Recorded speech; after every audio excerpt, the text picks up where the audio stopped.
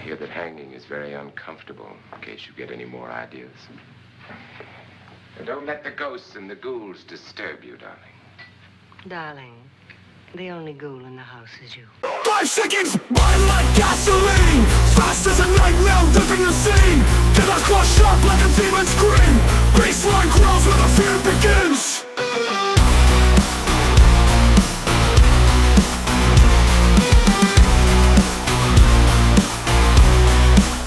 5 seconds. Fast as a nightmare, ripping the scene.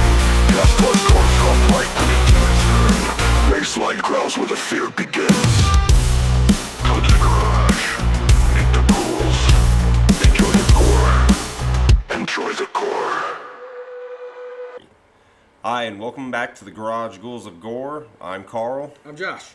and today we're going to start you off with the usual horror news. Alright, today we're going to talk about the movie Together. It just came out. Mm-hmm. Yep, it just came out on DVD, Blu-ray. It's been in theaters for a minute, but very good movie. Perfect date night movie. It stars Dave Franco and Allison Brie, if you know who either of them are. Dave Franco, James Franco's younger brother. Yep, James Franco's younger brother. He's getting big into the horror stuff, so more horror movies from him. He's pretty good in it. Sweet. They're a couple in real life, so I thought that was kind of cool. Oh, okay. Yeah, they're actually married, and they kind of, did the movie together. Right. Kind of a thing, yeah. I'll have to check it out because I haven't seen it. Yeah, the movie's actually like being accused of being a ripoff, though. Oh, really? Yeah, from a movie called Better Half. And I haven't seen Better Half, but I looked up what they supposedly stole from it, and I don't know how it could be coincidence with some of it. They use the same songs that like match perfectly in the movie, a lot of the same plot points, all this crazy stuff. So, but I haven't seen the original. It's not a remake, but I haven't seen the one that's supposedly been ripped off by. Better Half. I'm going to look Better it up. Half. I'm going to look it up. I do want to see it. I do recommend that movie, though. Very good. Sweet. And a little darker news today. We have a serial killer was just executed on May 15th of this year. He was known as the cross-country killer. His name was Glenn Edward Rogers. He was convicted of multiple murders, but had claimed many others. He was also convicted of armed robbery, grand theft auto, and arson. So he was actually convicted of 2 and then confessed to 3 more. And then while his time in prison, he confessed to up to 70, but they've only been able to verify the 5. But he was murdering between 1993 to 1995. But his ass is gone now. They executed him earlier this year. Yeah. So, It's weird too, like serial killers, they'll go either or. They'll either say they didn't do it, or there's less victims than they said they did, Or they they'll exaggerate. say way more. yeah, Henry Lee Lucas and Otis Toole did that Yep, all the time. Confession Killer. Yeah. Really good documentary on Netflix about that guy. The Confession Killer. Yeah. You want to see a guy confess over crazy crimes for milkshakes, that's the one to watch. Right? Yeah. Is it the Henry Lee Lucas? Yeah. Okay, yeah. Yeah. He would he'd literally confess for milkshakes. Yeah, and he'd get mad and start. Yeah. Yeah. Yeah, I watched the whole thing on him. And then the next news we got is actually more of a fun news. Some of you might already know about this because it opened back in August. But it's Universal Horror Unleashed in Vegas. It's an old warehouse that they turned into 4 separate horror-themed haunted houses. Oh, that'd be badass. Yeah, there's restaurants in it. There's bars in it. They have one of the haunted houses is themed off of the Universal Monsters. Another one off of Texas Chainsaw Massacre. Another one off of The Exorcist. Ooh. And the last one is Scarecrow themed. Dude, in Las Vegas? Yeah, Las Vegas. So when we're planning a Vegas trip sometime, don't know when it's going to be because there's a lot of cool horror stuff to do in Vegas. Oh, yeah, dude. So we'll make some videos about that. It will definitely go to that. I'd love to see The Exorcist one. And our video today is on Vincent Price. That's right, the famous Vincent Price. Yeah. Cool. True horror icon. Yep. A lot to say about him today. So. Vincent Price, also known as Vincent Leonard Price Jr., was an American actor who was born on May 27th, 1911 in St. Louis, Missouri, to a Margaret Cobb and a Vincent Leonard Price, who was actually president of the National Candy Company. And he had a grandfather who was also named Vincent. And this grandfather invented Dr. Price's baking powder. Vincent Price Jr. liked to state that he wasn't rich, but they were prosperous. But they were well off enough financially that they actually did get like a lot of respect. Yeah. Yeah, so highly educated. He came from a pretty good family. He kind of had like a richness to his voice. Oh yeah, Yeah. very sophisticated. Yeah, like he did sound smart, but he, Oh, yeah. like just the way he talked just sounded rich. He had that yeah. demeanor of a rich guy. He did. Yeah. The way he dressed. Oh yeah. Go Vincent Price, man. Vincent Price's unique and classy persona and way of speaking came from his well-rounded education, which he received while his parents took him on a long tour of Europe, to which he was taken to many of Europe's cultural centers. And he then furthered his education when he attended Yale University, finishing degrees in English and in art history. Yeah, major art buff. Yeah, so it probably helped him too with his movies and all that stuff too, taking some kind of art classes and all this other stuff. Oh, so he was very artsy. yeah, he seemed like it. Yeah. But aside from his education, the name Vincent Price has long made us horror fans think of the classic gothic and horror movie scene. But before Mr. Price was terrifying people on the big screen, he was a man of the theater stage, where he faced his first live stage performance at the Gate Theatre in London, where at the age of 23 he played Prince Albert in the premiere of Arthur Schnitzler's Victoria Regine, where he made an incredible impression on producer Gilbert Miller that had launched the same play on Broadway just later that same year, with the legendary Helen Hayes playing the lead role. I've heard the name Helen Hayes, but I can't quite put my finger on who she is. But I think she was in movies with him back in the day. Yeah, I don't know who it is either, honestly. I don't know a lot of these old-timey people. A lot of these people have been gone for decades. Yeah. Yeah. Then Vincent was given a 5-play contract in early 1938 at the Orson Welles Mercury Theater. Beginning with The Shoemaker's Holiday, his performance was described as polished, which, I don't know, is that good or is that bad? That's good. Is that good? Yeah. Now established, Vincent continued to make sporadic forays to the Great White Way, including playing the Duke of Buckingham in Shakespeare's Richard III, in which a reviewer stated that Vincent was satisfactorily detestable. Bad. Satisfactorily detestable. That sounds like a very smart, rude insult. It was detestable. Detestable. Vincent continued on to do many more theater shows and plays, but his most favorite time in the theater was during his time with the Don Juan in Hell cast, in which he played the devil, where he later in life recalled that it was one of his greatest theatrical excitements. I wonder if they made any of these into movies. I think they did a couple of them. Don Juan in Hell sounds familiar. Yeah, like, one kind of made me laugh. Yeah. Don Juan in Hell. Don Juan. Vincent was also known for doing some radio performances, including radio network programs like Lux Radio and Theater and CBS Playhouse. He also narrated or hosted programs like If These Walls Could Speak, to cooking and cuisine radio programs labeled Pricewise. I guess he was quite the chef too. Okay. And he actually came up with the idea, and this is way back when. He came up with the idea with actually audio recording him telling you how to do the cook. Oh, that's cool. Yeah, he came up with that. Ah, Yeah, I thought it was pretty cool. But Price also wrote several books, ranging from horror stories to cookbooks, and even a book of poetry titled I Want a Woman. I've yet to read it, but I would like to check that one out. But coolest of all, Vincent Price even wrote a book titled Alice Cooper and Vincent Price, which he was even connected to a live performance by Alice Cooper. In 1975, he came out on stage and performed Welcome to My Nightmare with Alice Cooper. Okay, so did he write the book with Alice Cooper then? Yeah, they kind of did a little... They kind of co-wrote it together, Yeah. kind of cool. That's Yeah. pretty cool. That was pretty sweet. Yeah, School's Out Forever. If Right. you don't know who Alice Cooper is, yeah, he sang that song. Yeah, Welcome to My Nightmare. Yeah, he was actually he's a big horror guy too. Yeah, shock rock. Yep. In 1962, Vincent was approached by Sears Roebuck to act as a buying consultant for the store Sears, and he sold original art prints through them. Right, he made it so the average American could actually get their hands on some actual art. Yeah, and it was like expensive art too, right? Right. Like Picasso's and all this other crazy stuff. And he even gave lectures for 15 years on art, poetry, and even on villainy. So he probably just gave speeches on what it means to be a villain. Yeah, that's what I'm assuming. Yeah, so he's an expert in playing a villain. He even recorded several readings of the old Edgar Allan Poe stories and poems. And his reciting of the Raven was by far the best ever recorded. Mm-hmm. Used is to what this it's day. considered. Yeah, it was used to this day. Price was a big art critic and even served on the UCLA Arts Council and was on the Fine Arts Committee for the White House. So he probably helped decorate the White House, I'm pick out assuming paintings, all that he had stuff. some kind of lead over the decor. And aside from all that, Vincent was a very sought-after movie actor. His first movie role was in the romantic lead in a film called Service de Luxe.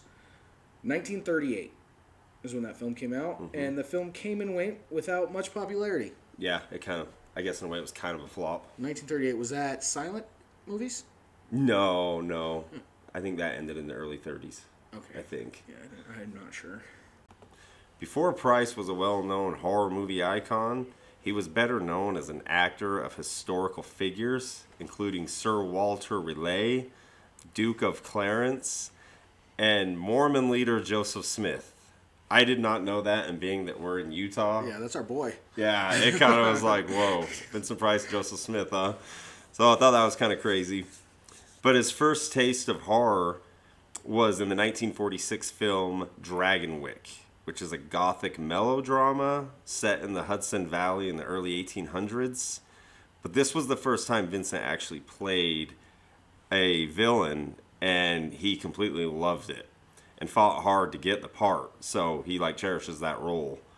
And the character he played was in effect a precursor of those he would make his own. Like while working for classic horror director Roger Corman, he kind of took this character from Dragonwyck, and that's what kind of created his whole persona. Oh, okay. From this one role, he kind of took that and carried it in all the roles. It must have been a very well-liked role. He must have got a lot of good feedback about it. He must have. Kept it going. I have not seen it. I would like to. It's on my list now. After Yeah. researching him, yeah. Thought Dragonwyck, I'll watch that one. Check it out. So in that last role, that role really kicked off his career as a horror icon, playing mainly villains but usually with a bit of humor. For example, his role in the film Tales of Terror, in which he plays a famous wine taster, and in that anthology film, actor Peter Lorre plays an abusive drunk who is mean to his wife. Price helps Peter drunkenly walk home to where Vincent meets Lorre's wife, and they begin an affair. And when Lorre finds out about the affair, horror ensues. And you've seen that. Oh, yeah. It's classic. If you haven't seen it, go see it. Okay. All right. Cool. So is it like... So Peter Lorre is just this mean alcoholic, Okay. and he's broke, and he's out looking for money to get wine, and he comes across this wine tasting convention. Okay. And he goes in, and he starts challenging Vincent Price that I can out-taste you. And Vincent Price accepts him on the challenge, but Peter Lorre is just trying to get drunk, but he can actually tell. So there's a long scene of them just tasting wine.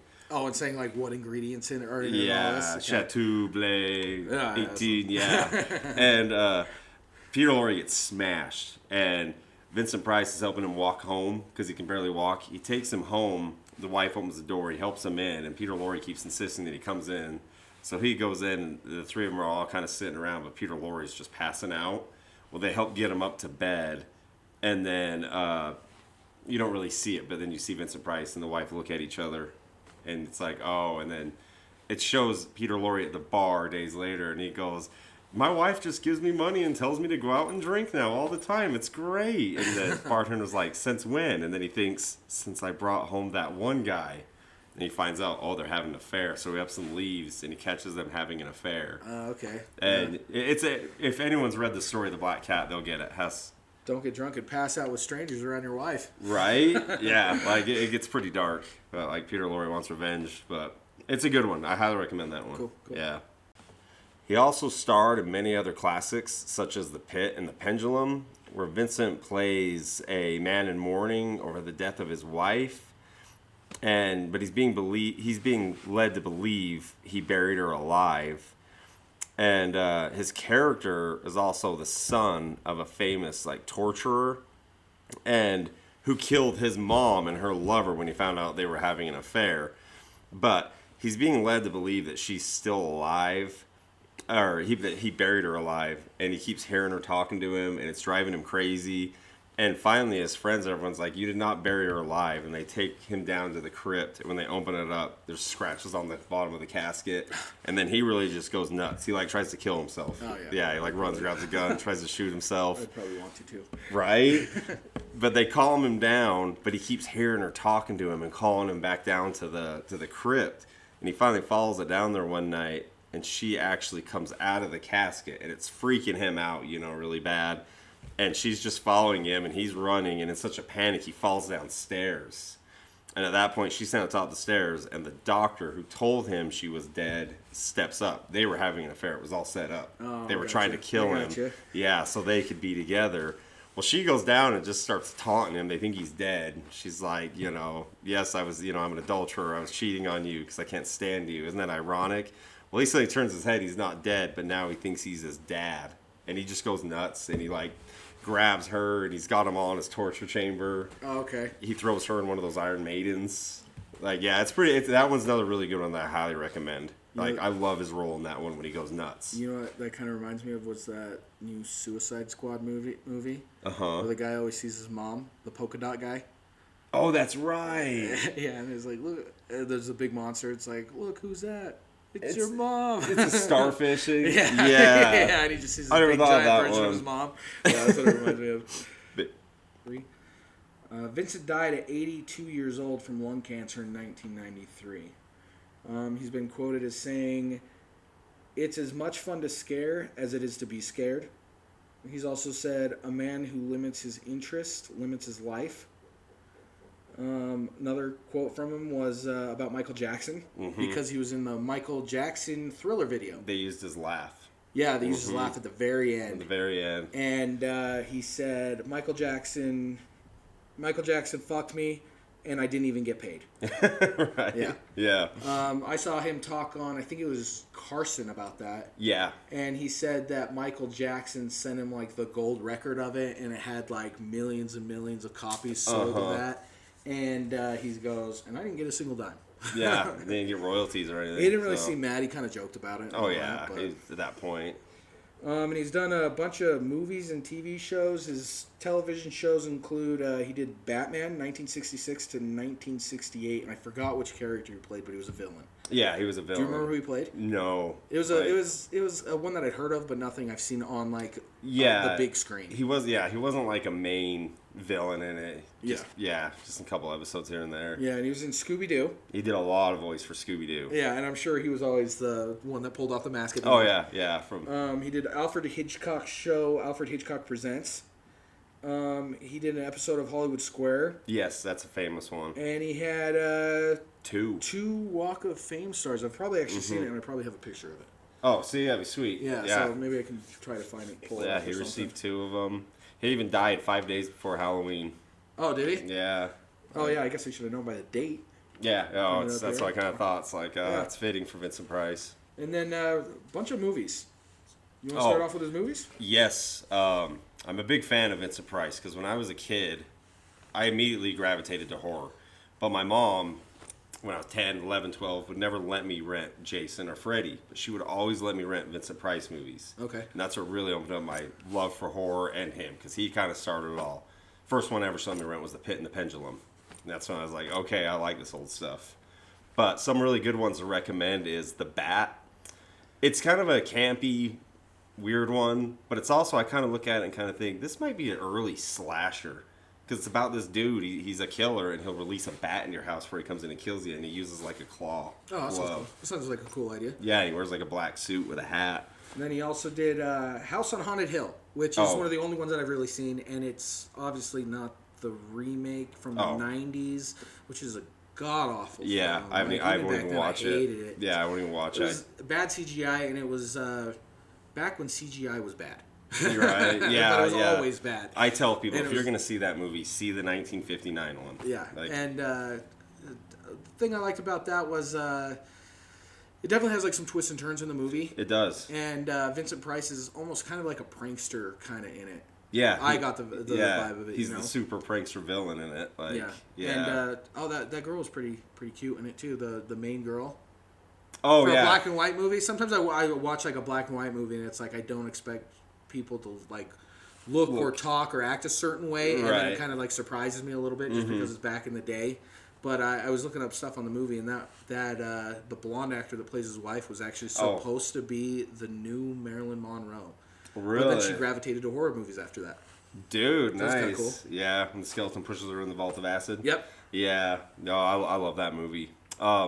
A more modern one he did that I would recommend seeing is From a Whisper to a Scream, and it's an anthology one, and he's narrating it and telling the stories. It's really dark, especially the first story. The first story is almost disturbing, but that's a really good one to watch. From a Whisper to a Scream, I highly recommend it. It's got this dude who's upset. The first story, he's obsessed with this chick at his work, and he's just a weirdo. It's a really weird scenario. He lives with his sister. It's just odd. It's weird, but it's good. It's really dark at the end. You're like, what the hell? But it's pretty good. The second one involves voodoo. But From Whisper to a Scream, I highly recommend. And then he also did House of Wax, the original. The original, 1953. And he was also the villain in that. Uh-huh. And it was also one of his earlier movies. It was. Yeah, so 1953, and I haven't seen the original one. I'm sure it's good. I do like the remake though on that one. I do too, actually. Most people don't really like it. Yeah, don't really no, I like actually the do like characters, it. but See Paris Die. yeah. Did you know the way they like did the ads for that movie? Yes, See Paris Die. See Paris Die. Yeah, that's why I was wondering. And that's why they made her death so like grueling in it. Yeah. So pulled a pipe out of her head. Yeah, they said it was ironic that she died with a pipe in her head on her knees. Right. Yeah, no, I heard that one. Another one that was more recent, towards the end, was Dead Heat. He's just in a small cameo in it, but it's kind of it's definitely a comedy horror. Yeah, you can tell he was sickly in that movie too, because most of the time when it shows him, he's in bed, like literally in bed, being a sick character. He only had a few years after that. That movie is basically, it's like there was a lot of big buddy cop movies in the 80s. Uh-huh. And they were all kind of like, had some humor. I didn't think like Lethal Weapon or Die Hard. Right. Right? And so they wanted to make a horror version of that.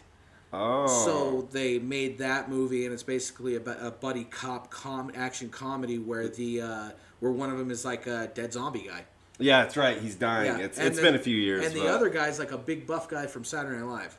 That's right. I forgot his name, and everybody thought like he was gonna do terrible in it, and he did that movie and it didn't do too well. But I actually like his stupid, cheesy jokes in the movie. Oh yeah, no, it's worth watching. Yeah, it's a cool movie. Anyone who's a B movie fan would dig any of these. But he also did the original The Fly, which the remake of that is incredible. Yeah, it's one of the best remakes ever made. If you want to watch a really good horror movie, it's a timeless horror movie. It is. It's good. And it is, even for its old effects, they're amazing. It's disgusting. Yeah. It was a very gross body horror movie. Body horror, yeah. But the original's good. I've seen it. It's very campy. Everybody knows it from the famous scene with the little guy stuck in the spider web. Help me! And the spiders. Yeah. See, I haven't seen it, but I do know what you're talking about because of The Simpsons. Yes, everybody knows the scene because it's very campy, but it's good. Kind of the same deal too. He kills himself at the end. You know, like I hope I didn't ruin that for anybody. And then he also did The Last Man on Earth, which is another one that I've seen. So this is the original I Am Legend movie based off of the I Am Legend book. Yes. So it was the Vincent Price movie, The Last Man on Earth.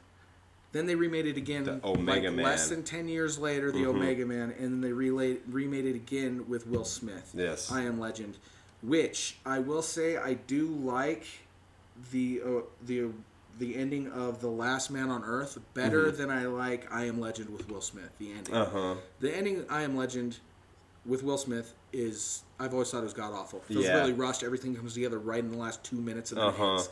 And Last Man on Earth, it kind of flips the script on you, and it's basically kind of being like, everybody else on Earth is the new normal. Yeah. All these vampire zombies. He's the odd one out. Yeah, he's a monster. That's why it's called I Am Legend. So the monsters speak of him like he is a legend monster. He's the one that... And I like that ending. I don't know why they wouldn't do that in the other one. Right? It's symbolic. Yeah. Like, yeah. And another cool thing about Last Man on Earth is that directly inspired George A. Romero's Zombies. That's right. Because they're not zombies in Last Man on Earth.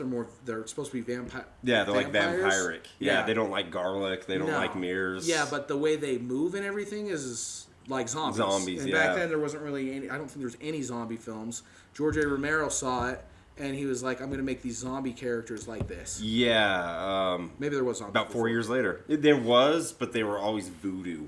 They were always on islands, and it was voodoo. Oh, okay. Yeah. And if you don't know, George A. Romero is the... Night of the Living Dead. He's the godfather of zombie flicks. So he basically got zombies to what they are today. Yeah, and that's true. I never looked at it that way. It is because he's all nailed up in the house, and they're all outside. Yeah. Only I like it because they taunt him in that. They're yelling his name. Yeah. Yeah, they actually talk. But the Omega Man was good, too. The second follow-up. It's supposed to be more of an action movie, though, right? Yeah, but that one was good, too. It's kind of similar. They talk. They all wear cloaks. Yeah, and the last Man on Earth is more of like a horror drama. Yeah, it is. It's sad because he's just looking for company, and he finds the dog, ends up dying. Yeah. Yeah. Oh, it's good. Meets the one lady. But another one I highly recommend watching. Everyone should have like a Vincent Price night. His last movie. His last movie was Edward Scissorhands. And so that's probably what most people nowadays remember. But he's the guy that creates Edward Scissorhands and dies. Dies at the beginning. And it's before he can really finish it. sad because I think he died before the movie was even released. Yeah, I think he was supposed to have more parts. Yeah, like he flashbacks was, and but stuff. he died. And it's sad because his last role, he drops dead in the movie. Yeah. Right in front of, like I always thought that was so sad because it was like, oh man, and Mr. Price. I'm not a fan of Tim Burton. I'm not a huge fan. I'm not a fan of Tim Burton really at all. There is a couple movies that I can pick out that I actually like, and Edward Scissorhands is one of them. I like his 80s stuff. Yeah. He just has like, I don't know. Beetlejuice. He's just so weird. It's like the more he uses Johnny Depp, the worse his film. Yes, he needs to change actors. I've seen a lot of other critics agree on that. Yeah, and I'm not. We're not talking about Johnny Depp, but I feel like every one of his roles is just Jack Sparrow. I just feel like he wiggles his fingers. But his gangster movies are amazing. Oh yeah. Donnie Brasco. Yeah, Public Enemies. Yeah. Black Mass. We talked about that on the first video on accident. That's right. You got any more movies? Another one I recommend is Theater of Blood. It's been a long time since I've seen that one, but I remember that one being really good. And a lot of these you can find on YouTube, Amazon Prime. A lot of them are pretty easy to find. Another one as well is The Abominable Dr. Phibes from 1971. He plays a actually really creepy villain in that. Yeah? Yeah, it's another vengeful. He's trying to bring his wife back. He uses the craziest gadgets to kill people, like wind-up snakes. They go in and bite you. Okay. But, yeah, The Abominable Dr. Phibes, and there's The Abominable Dr. Phibes Rises Again. They're both about the same, but I'd recommend seeing the original. The first one. It's good. So yeah, hopefully you learned something about Vincent Price today. He is. I said it in a short, but if there's a Mount Rushmore for horror figures, he would definitely. Definitely be on there. He's one of my favorite all-time icons. I want to talk a bit about him because of that, and appreciate you guys staying and watching. Yeah, thanks for coming to the garage. Next week we're going to be talking about The Exorcist. Yes. Not the film itself so much, a little bit, but the curse. All the curses that surround the films, and we both have our own personal stories with it. Yeah. So just remember, the garage is always open. But the darkness always stays. See it.